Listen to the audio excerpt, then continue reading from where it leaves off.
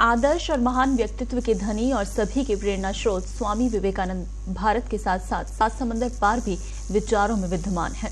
America, रूस, Germany, Japan सहित कई देशों में स्वामी जी के विचार दिशा दे रहे हैं। उनके महान संदेशों में से एक संदेश ये है कि उठो, जागो और तब तक नहीं रुको जब तक लक्ष्य प्राप्त न हो जाए। इसी संदेश को आत्मसात कर आगे बढ़ रहे हैं उनके अनुयायी। एक बात और खास है, राजस्थान से भी उनका गहरा लगाव रहा है, खास करके झुंझुनू के खेतड़ी से, जिसे स्वामी जी अपना दूसरा घर मानते थे। देखिए युवा दिवस पर ये विशेष प्रस्तुति। जीवन परिचय। नाम विवेकानंद। जन्म 12 जनवरी 1863। स्थान कोलकाता। माता भुवनेश्वरी। पिता का नाम विश्वनाथ दत्त। निधन 4 जुलाई 1902। उम्र 39 वर्ष। संदेश: उठो, जागो और तब तक नहीं रुको जब तक लक्ष्य प्राप्त न हो जाए। युवाओं के प्रेरणा स्रोत स्वामी विवेकानंद केवल भारत ही नहीं बल्कि 7 समंदर पार विदेशों में भी पूजे जा रहे हैं। उनके विचारों को विश्व के 7 बड़े देशों में भी फैलाया जा रहा है। वहाँ भी उनके अनुयायी बने हुए हैं। खास बात यह है कि जिस सक्रियता से भारत में उनके मठ और संस्थान कार्य कर रहे हैं, उसी सक्रियता से विदेश में भी काम हो रहा है। महाशक्ति अमेरिका, रूस, जर्मनी, जापान व अफ्रीका सहित अनेक विकसित देशों में भी स्वामी के विचारों से शिक्षा ली जा रही है। स्वामी विवेकानंद पर पीएचडी करने वाले जुल्फिकार के अनुसार वर्तमान समय में विश्व के कुल 205 रामकृष्ण मठ और रामकृष्ण मिशन संस्थाएं कार्यरत हैं।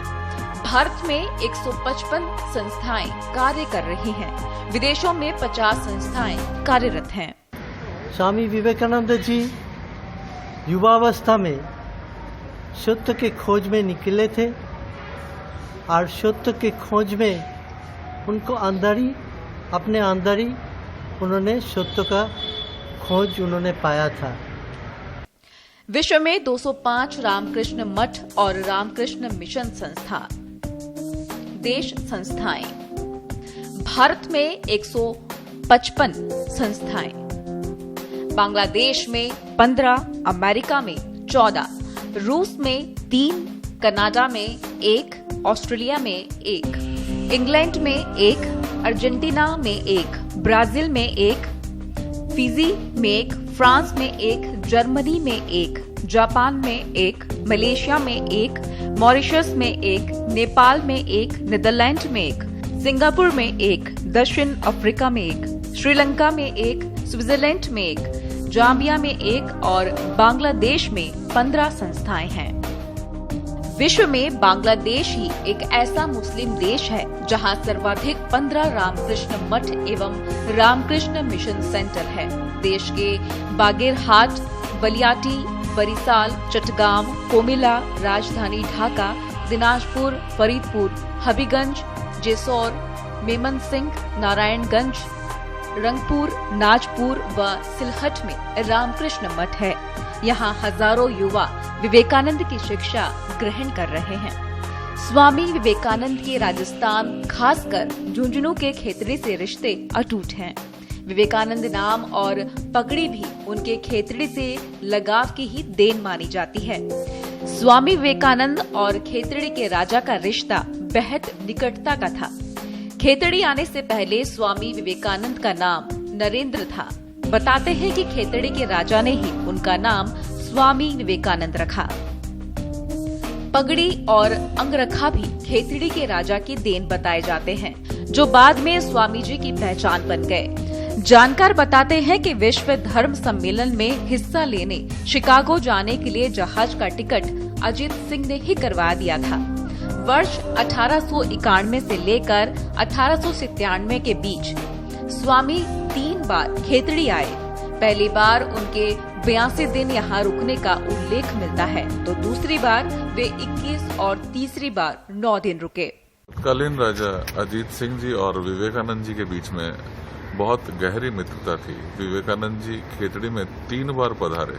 ये खेतड़ी के लिए बहुत ही सुंदर विषय था कि खेतड़ी उनके कर कमलों से सुशोभित हुई। विवेकानंद जी बहुत ही आध्यात्म से जुड़े हुए थे।